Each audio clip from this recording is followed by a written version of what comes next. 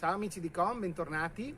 Siamo in Vallata, precisamente siamo nel comune di Ovino, vicino all'abitato di Santa Maria, è poco distante da qui, la chiesa, e lungo la strada, la via maestra, questa strada che fiancheggiava a nord tutta la vallata, a un certo punto, proseguendo in direzione sud-est, incrociamo un cartello che vedete alle mie spalle, San Martino, luogo archeologico di Lago. Perché? Perché in questa zona si trovava una chiesetta e un monastero legato al culto di San Martino. Andiamo a vedere i ruderi che sono stati scoperti qualche decennio fa.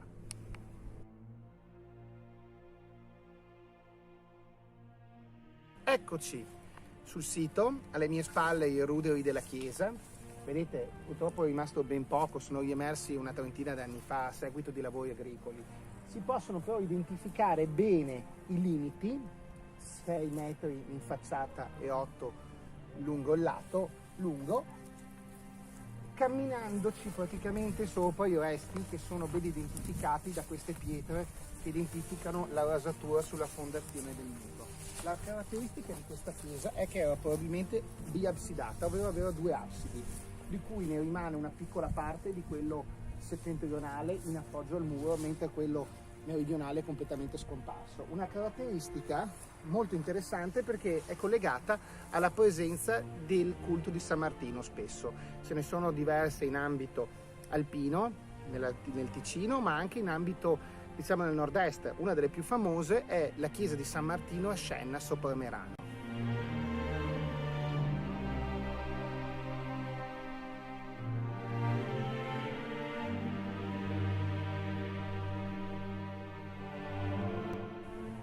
Ci troviamo nella parte nord-orientale, precisamente nella zona absidata, vedete quanto rimane dell'abside settentrionale, già descritto prima, ed è interessante questo racconto che adesso faremo perché è legato, come ho detto prima, al culto di San Martino. San Martino è un culto probabilmente alto medievale, è legato spesso a popolazioni di origine germanica, Goti, Franchi, Longobardi. Ma al di là di questo è interessante nel nostro territorio il culto di San Martino perché è legato a Venanzio Fortunato.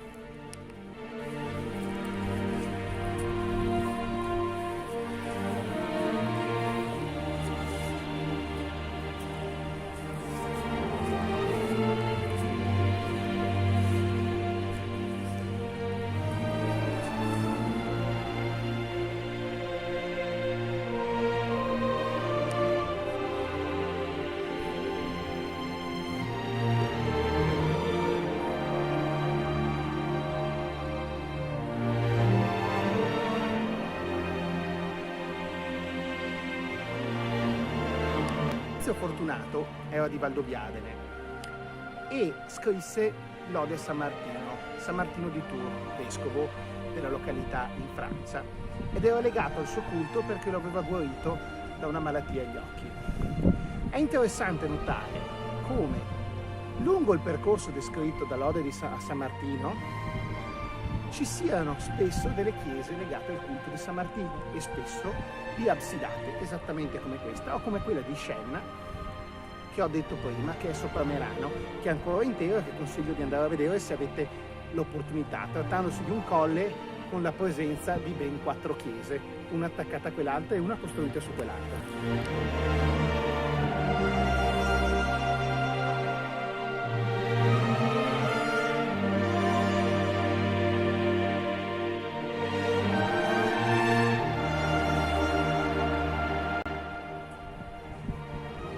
Giovanni Tomasi, storico locale molto apprezzato e molto preciso nelle sue ricerche, scrisse qualche anno fa questo libro, La comunità di Lago nei secoli.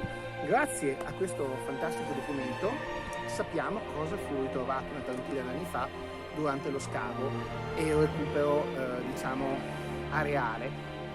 I dati sono confortanti perché c'è una coincisione tra dato storico nelle fonti e dato archeologico, ovvero sappiamo che con ogni probabilità la chiesa venne abbandonata all'inizio del XV secolo, in seguito al Concilio di Costanza, dove vennero soppressi molti monasteri o conventi molto piccoli. Come doveva essere questo? Sappiamo che era occupato da monache, non sappiamo di che ordine, però doveva essere molto piccolo, avendo una chiesa anche così piccola. E il dato confortante dal punto di vista archeologico è che il materiale ritrovato è tutto che non va oltre l'inizio del XV secolo.